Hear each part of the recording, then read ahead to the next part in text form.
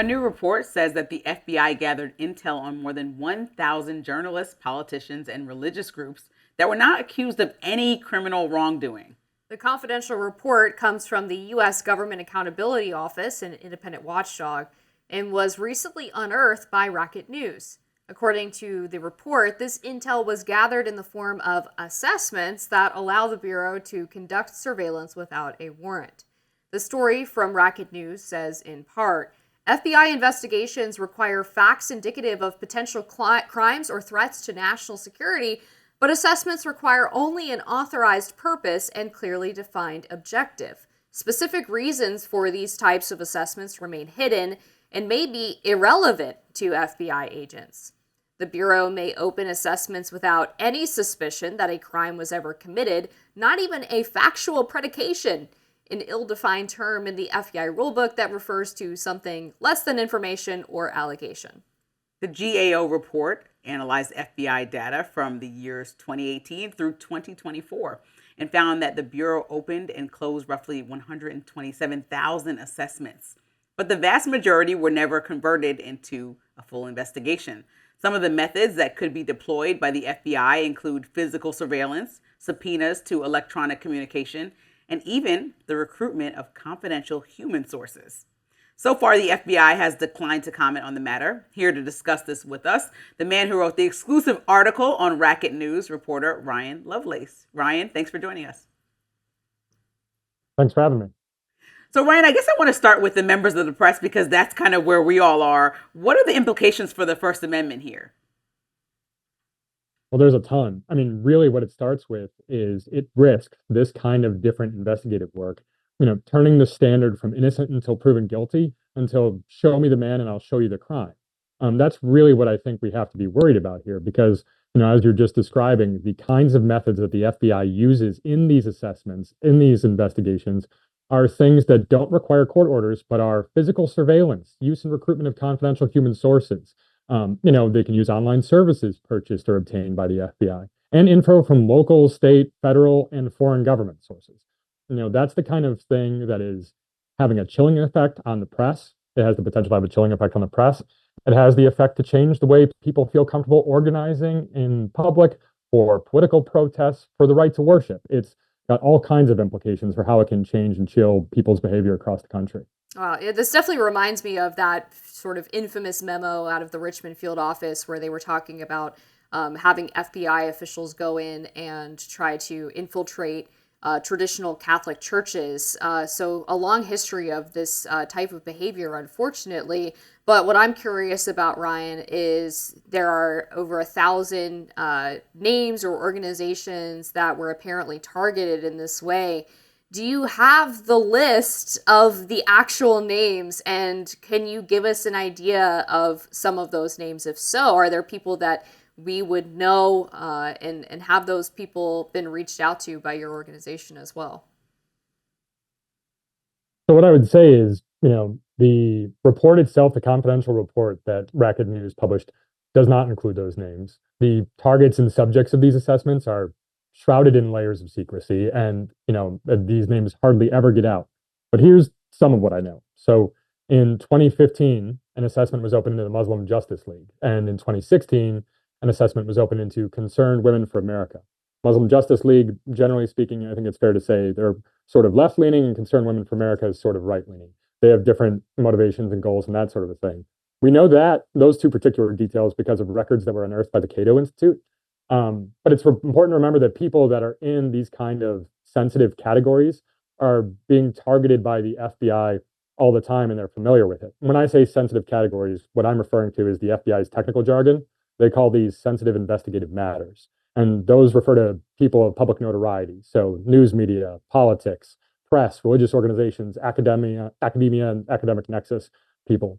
But there's been, numerous instances where while we don't know if an assessment was opened, there's plenty of reason to wonder, right? So in particular, what I'm thinking of is the FBI visiting journalist Ken Klippenstein in October 2024 over his campaign coverage last year. Now, while I don't have information about that specific event, if Ken's account of the event was that they told him they had no warrant and there was no claim of illegality. Those are the same exact kind of things detailed in this report for how they approach these groups. Earlier this week, The Intercept said it learned of the FBI hounding people who formerly belonged to an aggressive climate activist group called Extinction Rebellion. These are the kinds of groups and people that face these kinds of things.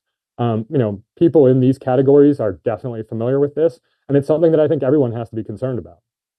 It doesn't seem realistic that these organizations will police themselves effectively. So, what responsibility now does the general public or even local officials, Congress, have to do something about it? And what can people kind of feel helpless because the FBI is not giving any real answers or response to this? What can people do? It's difficult, right? We do, if you want to get accountability, you kind of have to dig in. Every American citizen can file Freedom of Information Act requests to try to find out more about it. Unfortunately, right now, the oversight internally is just the FBI itself.